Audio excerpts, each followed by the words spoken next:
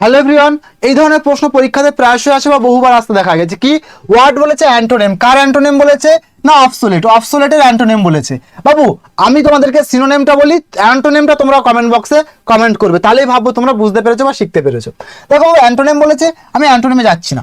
Obsolete মানে কি? Obsolete মানে হচ্ছে অ্যানসিয়েন্ট। দেখো অপশন নাম্বার এতেই দেওয়া আছে যে অ্যানসিয়েন্ট। অবসোলেট মানে হচ্ছে কি? অ্যানসিয়েন্ট। ও মনে রাখার ট্রিক্স কি? দেখো বাবু, অ্যানসিয়েন্টটাকে তুমি ভাবো অ্যান্ট।